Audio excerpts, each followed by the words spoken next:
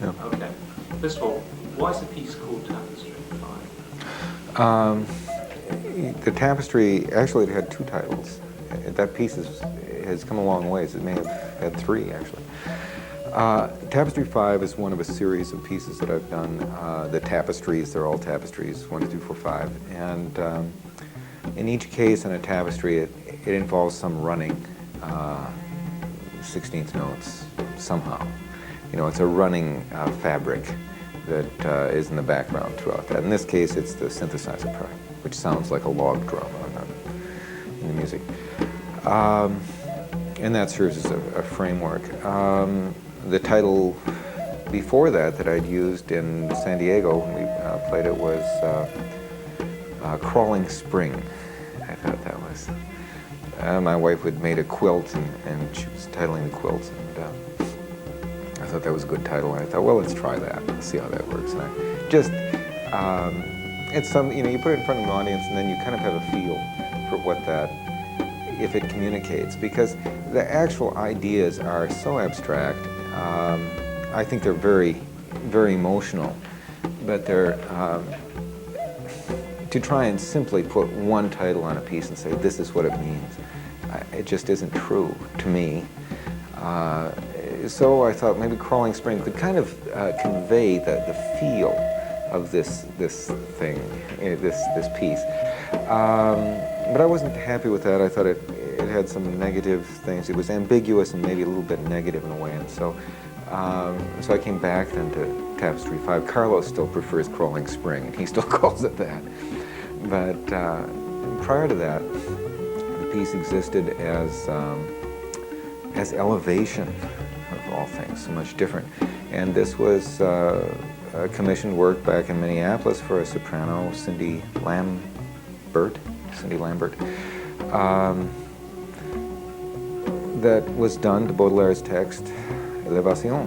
And that, I love the text, and I may still release a version, or the previous version like that, it was for cello, piano, and voice.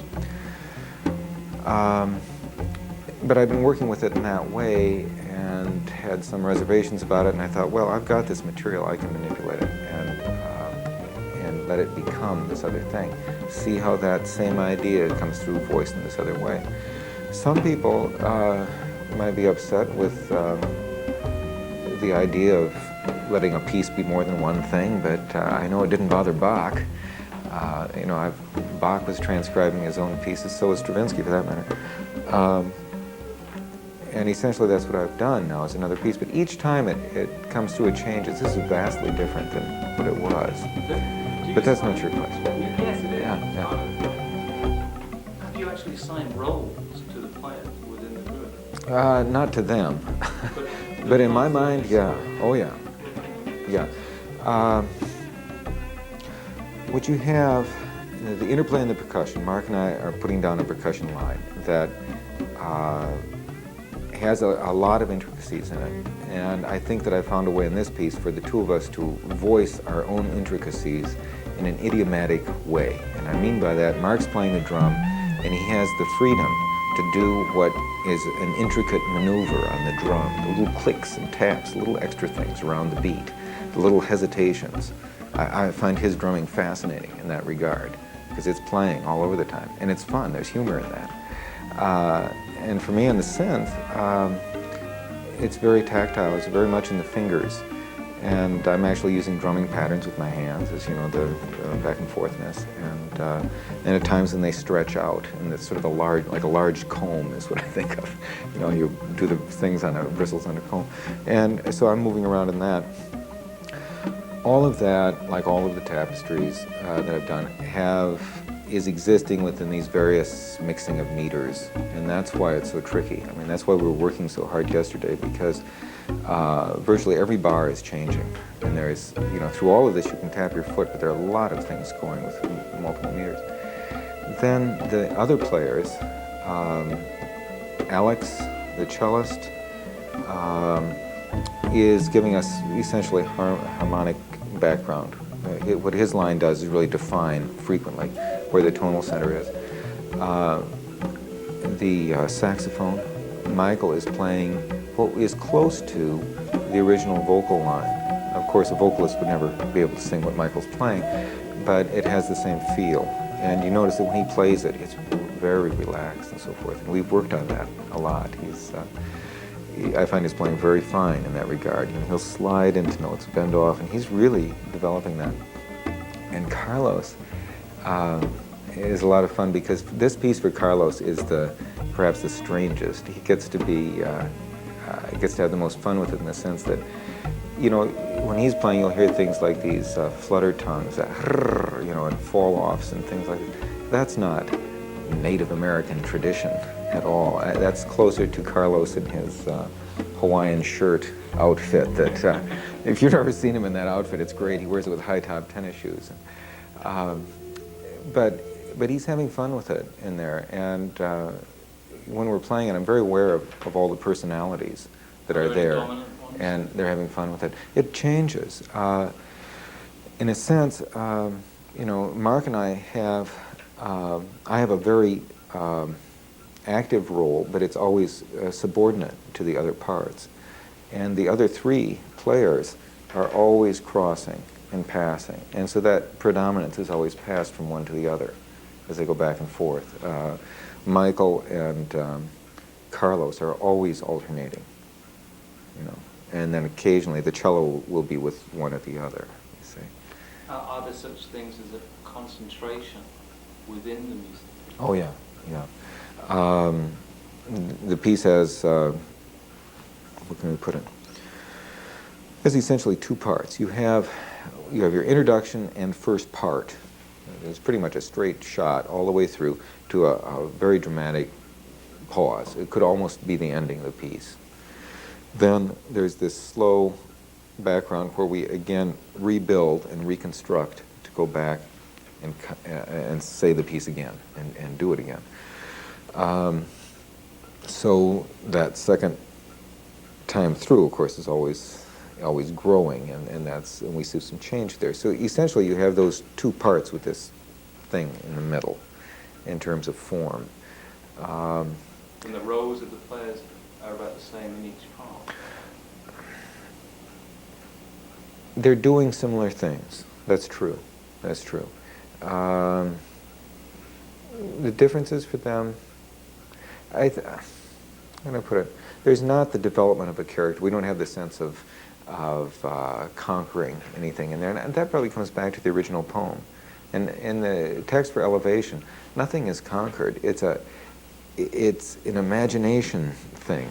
You know, imagine the furthest place you can imagine and imagine further. This sort of thing, and go further, and go further, and go further. And there is where you find yourself, is what he's saying. That's where you have this image, and that's where everything works smoothly. That's your inner or ultimate person, where it's like the swimmer in a wave, is what he says. Le bon nageur, you know, the good swimmer in a wave. It's just sensual in the wave, so it's effortless. And that's sort of the role that they'll have. So there's not at no point in that text does it say, this is it, we've discovered the key to life. It's sort of a be there kind of concept instead of get there. But 60s philosophical angle? Is that a kind of 60s philosophical angle? I suppose I'm a child of the 60s, I don't know. I guess that's, well, you know, I mean, so are you. Oh, indeed, yeah, I know. I guess that is true, but, you know, probably by default, I don't know. I'm not, I have all the students. I keep seeing all the kids that are right up to date, and I have to admit, sometimes I do feel like I've lost touch a little bit with things. I don't know, and yet I see them every day. Yeah. So what you were saying then is that there's very little unscoring of the parts that are played in that piece. Very little what? You're aware where people are going to be going with their music within Tapestry. There are no surprises awaiting anybody. Oh, no, that's true. I mean, it's scored out, definitely. But it's like any other piece. It's interpretation of the piece. And there is definitely, in this piece, as in every piece that I've written lately that has been instrumental, I've had that leeway. I've provided the players, when you know the players, you can do that. You can allow for more leeway. With Carlos, for instance, I usually score around him a couple measures on either side so that the harmony doesn't change. And then I'm communicating to him what mode he has to be in. If you saw us fixing a mode the other day, he'd switch flutes and the mode was wrong. So we had to stop and find the mode on that flute. That's what we were doing. So I fix those areas and allow him the leeway in it. And knowing that, for instance, I could say, Carlos, I want a 30-second introduction on this piece, and he'll play it, just fine. You can see, and that's nice. You can't always do that with a classical player. We added some additional underscoring at the end, and of course, as long as we know that Carlos is in the right mode, then we're set. We can do that. But all of the other parts are very precise. The cellist is a classical cello part, so that's what he's playing. The saxophone is a classical saxophonist part. So your description in this particular piece of you as a classical composer is legitimate? Oh yeah, definitely. I mean, we're reading the score. It's a challenging score. It's very much, but it's sort of it's funny because we have that other angle. What Mark's doing is what is the African tradition. I mean, he's choosing the African drums and he's putting down beats that work with that from his background, from his training, and the same with Carlos. So you're talking about more than one composer? Yeah. Well, I mean, for both Carlos and Mark, well, yeah, it is interdependent because they're depending on my framework. I've said this is going to be about a 10-minute piece. These things happen, the changes occur here, here, and here. And then for the classical musicians, I've scored everything out. And for those guys, I've given them what you would do for a jazz group, and that's a flowchart. So that's basically how it works. So each performance can, of course, be different. Yeah, and the degree of difference, I mean, even in for the classical players, they'll have some performances that are better than others. Right. And now what the actual notes they play won't vary much at all. For the other fellows, now Carlos may play something quite different, but it will always be in the same mode, and it'll take about the same amount of time. And what Mark plays, that may vary a little bit. But essentially it's the same. I mean, that's just a lot of fun to do.